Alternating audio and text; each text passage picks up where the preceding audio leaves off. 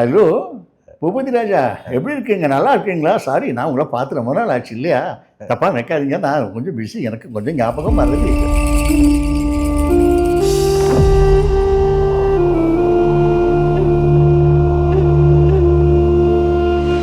Cinema பெரிய டெக்னாலஜிக்கு போயிடுச்சு.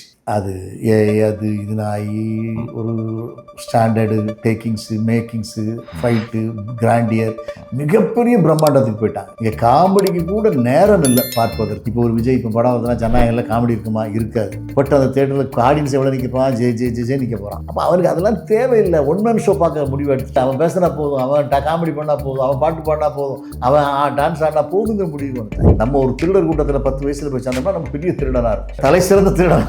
கறந்த பால காகம் கூடியாது, கட்டப்பம் வந்தோர வேற சொன்னா, ஐயா கட்டப்பம் வந்தோர வேற சொன்னா சொல்லும்போது நமக்கு அப்படியே ஒரு கேல போறோம். ஷாக் ஆயிட்டேன். என்னது பிரமிப்புக்கு மேல இருந்தாலும் இப்படி பண்ணிட்டு இருக்காரு, நெகட்டிவா பண்றாரு.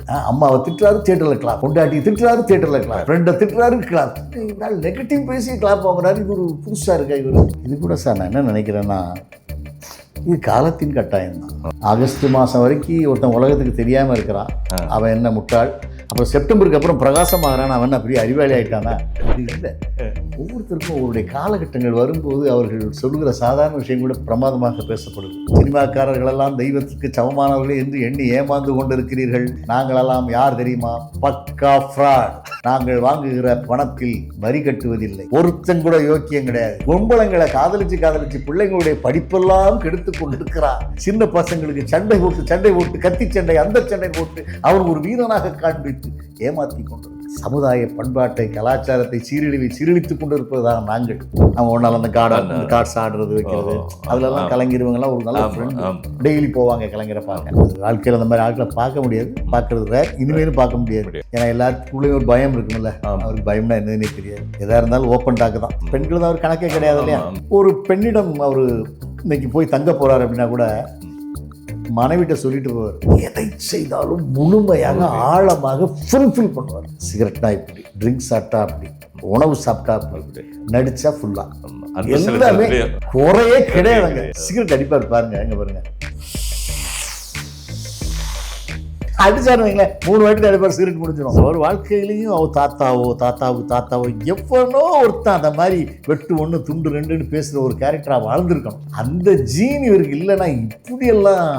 ஏன் இளையராஜா பையன் யுவன் சங்கர் ராஜா மிகப்பெரிய மியூசிக் டைரக்டர் ஆகலாம், ஆந்திராவில் என்டிஆர் பையன் பாலகிருஷ்ணா மிகப்பெரிய ஹீரோ ஆகலாம், சிரஞ்சீவி சார் பையன் ராம் சரண் மிகப்பெரிய ஹீரோ, இவர் நாகேஸ்வரராவ் பையன் நாகார்ஜுன் மிகப்பெரிய ஹீரோ, அவருடைய பையன்கள் ஹீரோவா இருக்காங்க. இது இயற்கை தானே. இங்கே சிவாஜி சார் புள்ள பிரபு சார் மிகப்பெரிய ஹீரோவானாரு, சிவகுமார் சார் பிள்ளைங்க 2 பேரும் மிகப்பெரிய ஹீரோ வராங்க. அவங்க அதுலயே இருக்காங்க, அதனால அது அப்படித்தானே வரும். அவங்க அந்த தோட்டத்திலே இருக்கிறாங்க. அந்த அப்பாவை பார்த்த ஒரு பதிவுகள், நம்மளும் இந்த மாதிரி ஒரு நடிகராகுங்கிற ஒரு ஆசை. இதுல தவறு ஒரு ரைட்டர் ஆகுறாரு. அரசியல்வாதிகளும் அதே தானே. ஒரு அப்பா சிஎம் ஆயிட்டாருன்னா அப்போ அப்பாவை பார்க்கும்போது இந்த சிஎம் ஆகி இந்த மக்கள் எல்லாம் எப்படி அவர் மேல நம்பிக்கை வச்சிருக்காங்க, எவ்வளவு போலீஸ் பாதுகாப்போட அப்பா இருக்காரு, அவருடைய பேச்சுக்கு எவ்வளவு மரியாதை இருக்கு.